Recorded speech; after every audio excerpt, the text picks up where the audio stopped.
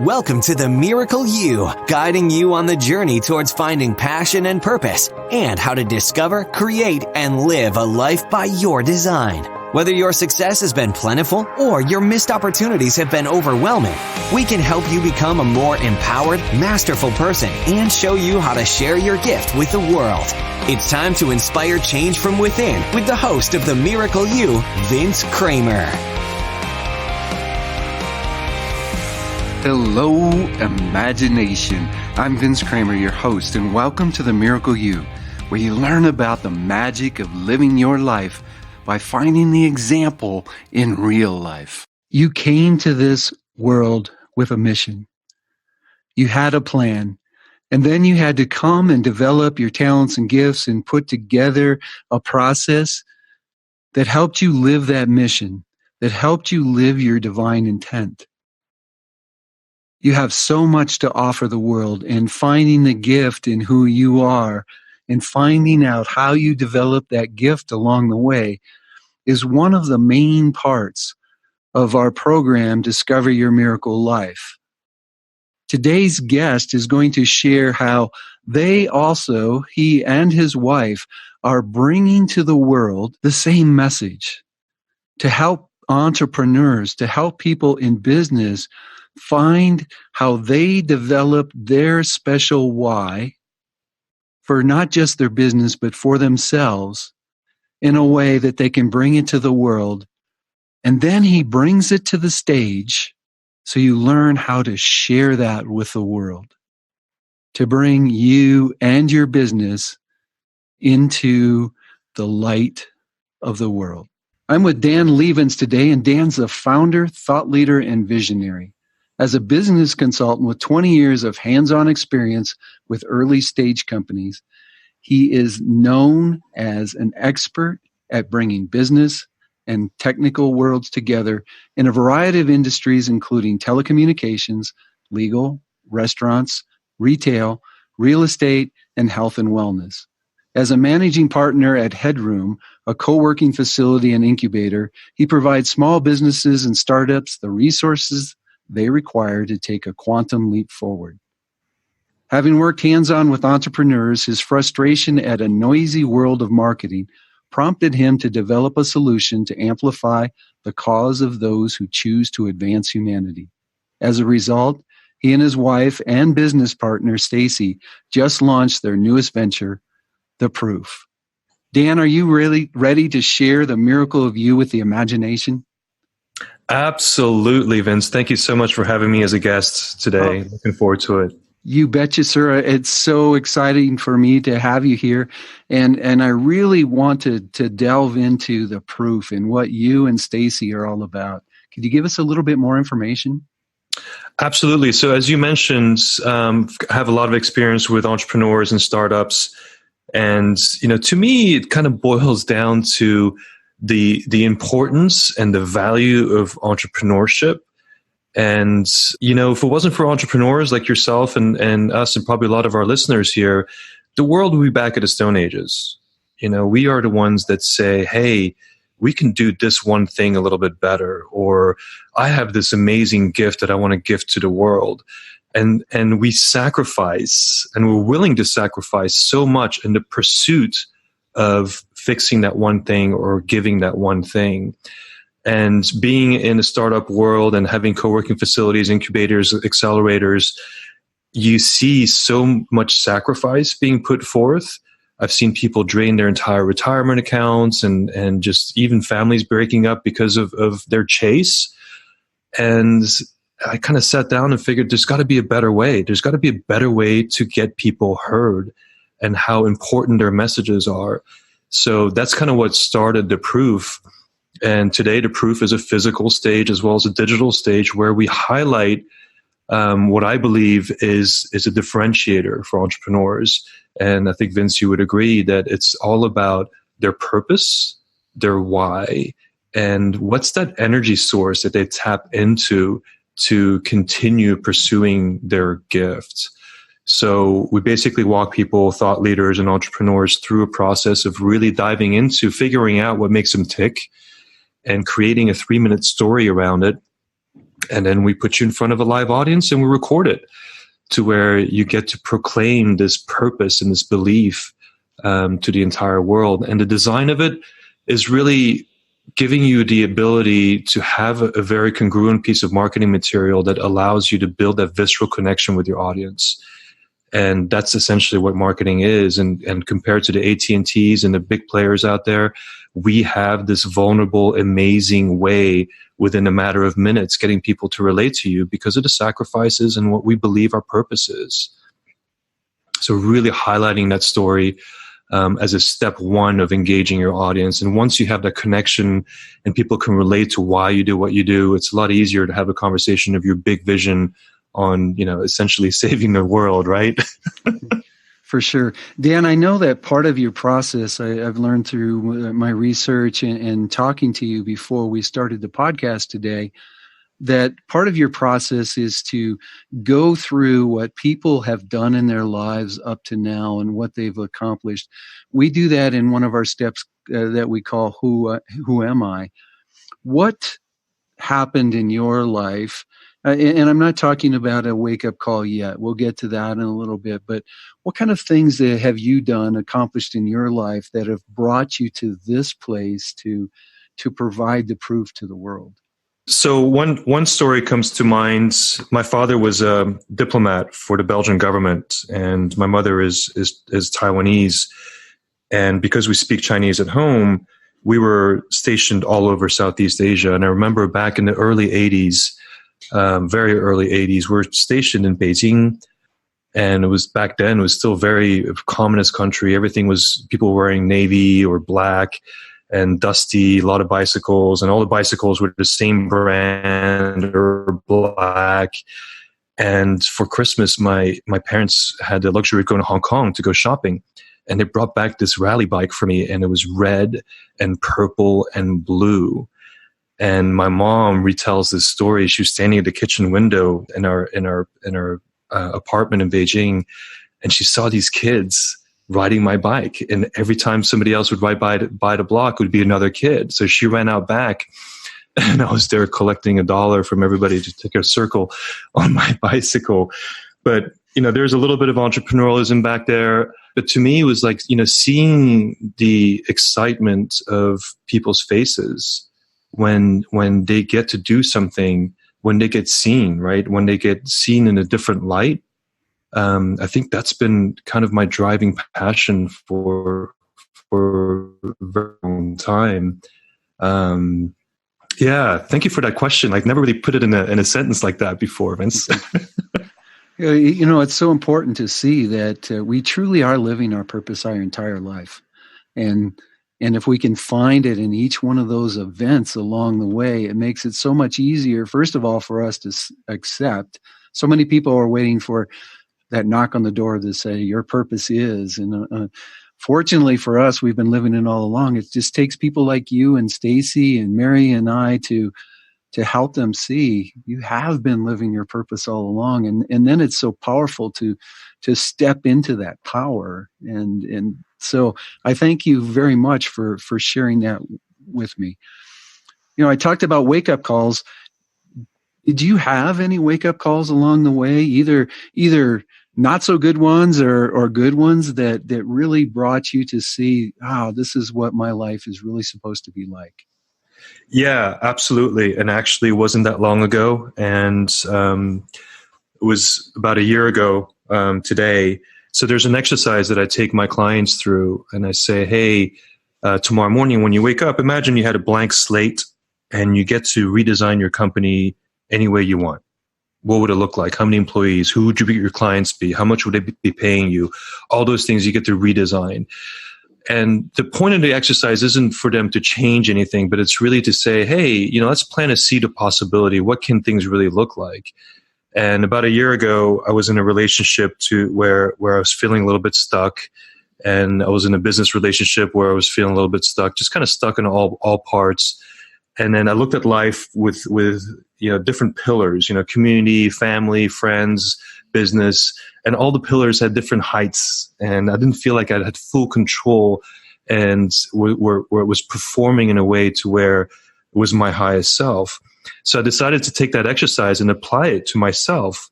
And I took it pretty seriously. And I started everything completely over again. I maneuvered my way out of a business relationship. I got out of a relationship with somebody, and just kind of redesigned everything. I started a company, and the intention of this company was, Dan, why don't you create something where 5 years from now, you're not going to be looking at trying to sell it or close it or do something else. What was so wrong with what you did in the beginning that you had to change or feel like you had to get rid of, which has been my MO.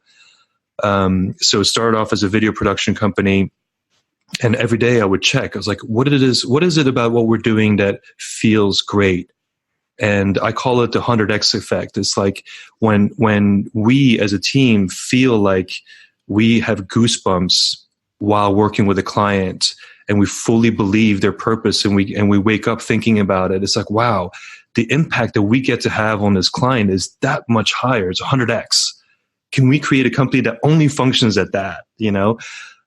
So we started trimming down our services. We were doing a lot of things like SEO and AdWords and just like a full agency, even bookkeeping. So we got rid of everything that we weren't fully passionate about. And it's really about being dialed in and understanding, hey, let's create something that's in line with our purpose. So the combination of that and also joining a transformational leadership conference in San Diego, where I met my wife today, Stacy. So that was June of last year. And so my entire world got a wake-up call. And we got married, new business, and everything has been a brand new awakening as a result of really looking at, what our gifts are. We don't want to be good at everything. What's our unique little thing? And it doesn't have to be something completely amazing. It could be something, as simple as an action, right? As long as this is what your calling is. And if each of us knew what our lane were, and if each of us were to perfect our little art and be open to collaboration with others and accepting support from others around us, the synergy that we can create as a human race is absolutely phenomenal. But I think we have a little ways to go. And step number one is the work that we do. Vince, you and I both are really kind of getting people to wake up a little bit in their lives and realizing, you got to listen to your heart, right? And follow your path. Well, and life just continuously gives you messages on when it's time to wake up and to open your eyes. And everything that happened before that imagination doesn't mean that it was for naught or anything else. It's all your process. It's all your lane. It's all your path. Dan, our definition of miracle is through an act of love, sharing your gifts and talents with the world so others can share theirs. Tell us about the miracle that you are to the world. My miracle, I've never put it in terms of a miracle, but that's right. We have to look at it that way. Thank you for that. Is to the ability to see beauty in other people and really kind of be non-judgmental about diving in and helping be the mirror and facilitator to discover why it is what you do. And then, as you said, everything that we've done so far, hasn't happened to us. It's happened for us, right? So how do we leverage all that? And to me, it's working with startups and road mapping and business to where we try and create a business path forward, leveraging their miracles essentially. So to me, there's the gift is I sit down and I have conversations with people, and if there's a room of 100 people, if I can connect with one person deeply, I'm good. And that one person really, I ask enough questions and all of a sudden, it makes sense. A light bulb goes off saying, oh my God, like here's your path, your roadmap to being able to create a business out of something. I mean, not everybody listens, but that's kind of my passion and why I've created The Proof too. You created an opportunity for me to ask a tough question that I've never asked before. So I'm going to put you on the spot, and don't feel that you've got to come up with this perfect answer. Whatever you come up with is going to be the answer that the nation needs to hear. You said that you have the ability to see people. For you to be able to see people, you've had to learn how to see yourself. Do you know how you did that? Can you share it if you do? How did you learn how to see yourself? Wow, that's a really, really good question. So if you don't, let me answer it in a couple of different ways. One thing that really sparked up is I've always complained to people. So again, as I shared earlier, my father's Belgian, my mother's Taiwanese. English is actually my fourth language, traveled the world. I'm an entrepreneur and I deal with early stage startups where everything is local and hands-on. And this is, not too long ago, I was complaining to somebody. I was like, yeah, I've never been able to leverage my language skills or anything like that in what I do. And then this conversation shifted to where holy, I can, because I understand the different languages, because I understand the different cultures. And I even find myself when I'm speaking to somebody that's Asian, my tone changes, my body language changes, everything about me changes. When I speak to somebody, from Europe, everything changes as well. I have this chameleon way of kind of adapting and removing myself a little bit and putting myself in that specific culture or person. And I think if it wasn't for that exposure to the different cultures and languages, I would not be able to shift and really see other people in their light as opposed to mine. So that's part one.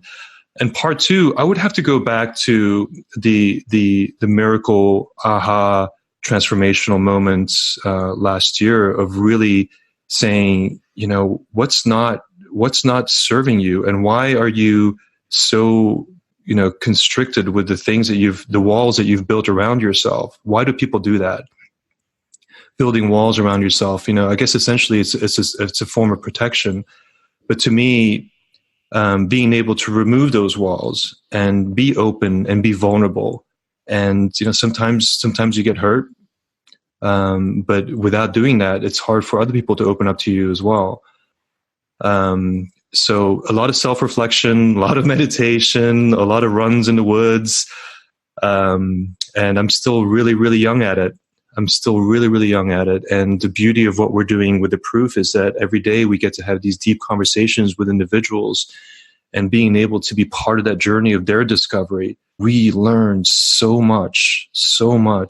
And there's a box of tissues next to my computer. 9 times out of 10, we're both in tears in terms of, what we can learn and the gifts that we get to give to the world. So it's an ongoing journey, Vince. I absolutely love the journey that we're on, and continue to master it the best we can. But it's pretty powerful in the understanding that to see someone else, you have to feel comfortable enough, empowered in yourself enough to step outside of you long enough to hear and see and feel someone else. So that's really powerful that you're able to mirror that back to us, to use the words that you just shared. So Vince, how would you answer that? Oh, this is my podcast, but the answer is very similar. It's been a process for me, as the imagination knows. I've gone through really 10 years of self-reflection and self-understanding. I'll tell a quick story here because I don't want to take away your time, because the imagination wants to hear from you. But one of the first times that I spent any time with Mary before we were just friends, just hanging out, and I gave her a ride up to the airport, and she had introduced me to a lady called Debbie Ford. Are you familiar with Debbie? Name sounds familiar. But Debbie did a lot of work around the shadow. She had the Debbie Ford Institute. Actually, it's called the Ford Institute. And unfortunately, she's not with us any longer. But in our shadows, one of the things that Debbie talked about was that people are mirrors to us. And when you see something in someone that you, period, whatever you see in somebody else, it's what you've attracted into your life because of the law of attraction, quantum physics, whatever you want to call it. And she emphasized that, the wonderful things we see in people are the same, are in us too. We just haven't recognized them or haven't acknowledged them. And then the things that aren't so great in other people, and we get upset about, we get angry or whatever, that's just a reflection of us also, because we've attracted it into our lives. And I'm driving home with Mary, and at that point in my life, I had a bit of road rage, I'll have to admit. And some guy cut me off, and I had flown all night, and Mary just happened to be with me flying back. And she looked at me and she said, "How is his actions a reflection of you?" And Wow. yeah, I was not too happy, I must admit. And I thought, well, this relationship is not going anywhere. But what she really did for me was open my eyes to really start looking at the mirrors that people are for me, and how I can start finding myself.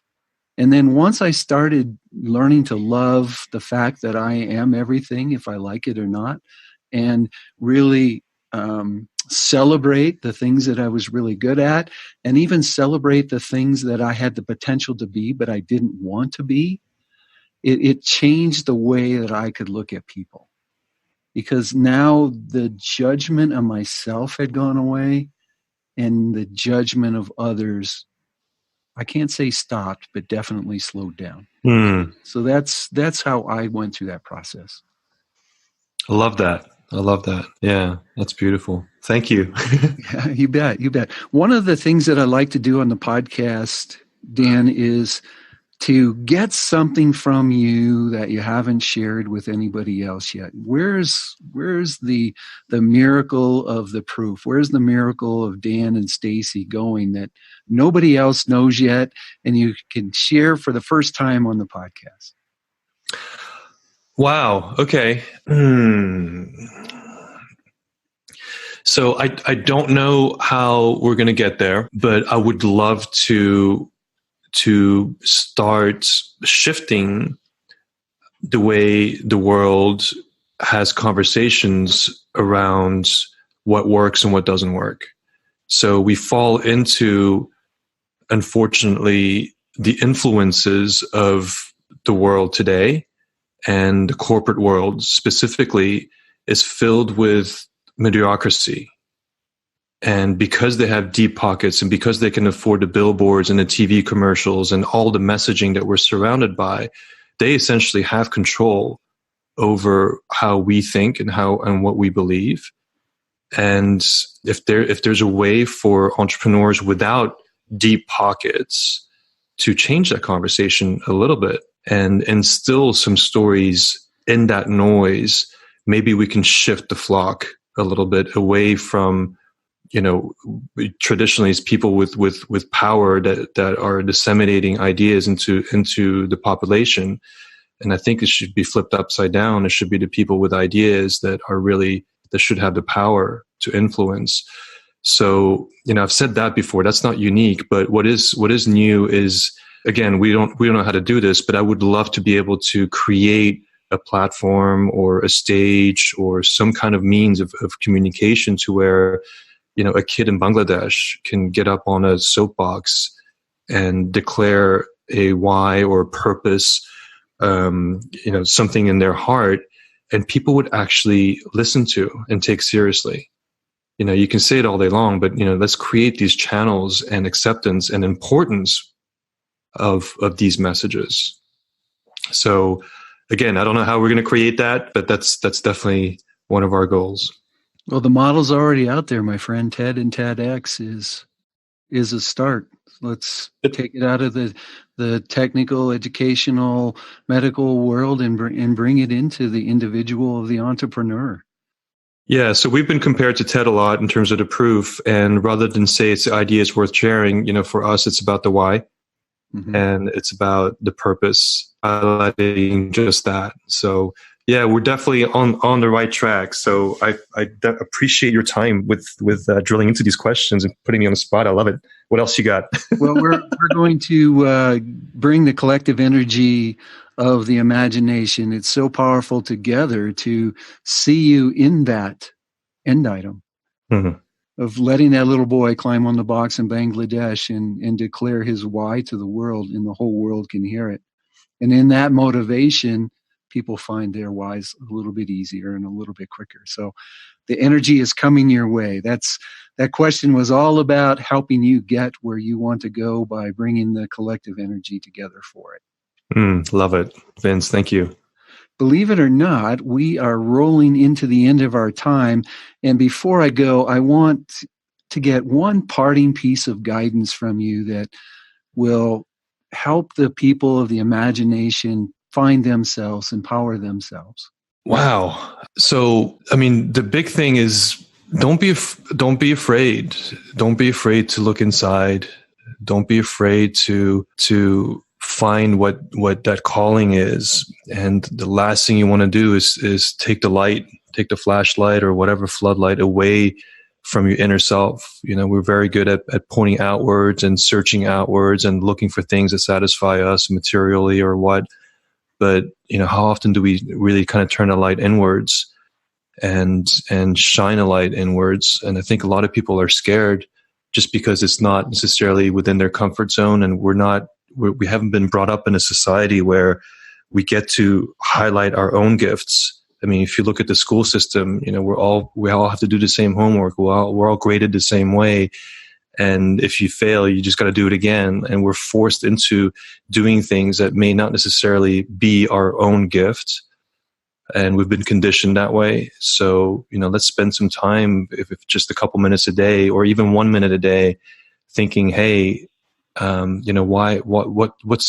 my difference? What's my miracle, as you call it? What's my gift? And you don't necessarily have to do something about it that day, but, just acknowledging it would be an amazing first, energetic step, as you called it. We are so in alignment with our thoughts and the way that we look at the world, what we want to bring to the world. And it takes people in alignment, in community, to really create the movement that we're looking for. How can people find you and Stacy? How can they learn more about the proof? WitnessTheProof.com is our website, and then theproof.tv is our YouTube channel. And of course, we're all over social media. And, please come check it out, because it's not about us. It's not about the proof. It's about all the speakers that have gone on there and been willing to be vulnerable and stand in front of a live audience and proclaim why they do what they do. Do you have any Facebook pages that people can get in touch? Yeah, we have. If you go to messageyourvision.com, that's our Facebook group that we're launching, and here basically we have conversations, because entrepreneurs typically are challenged with having great visions, and visions like saving the planet, saving the world.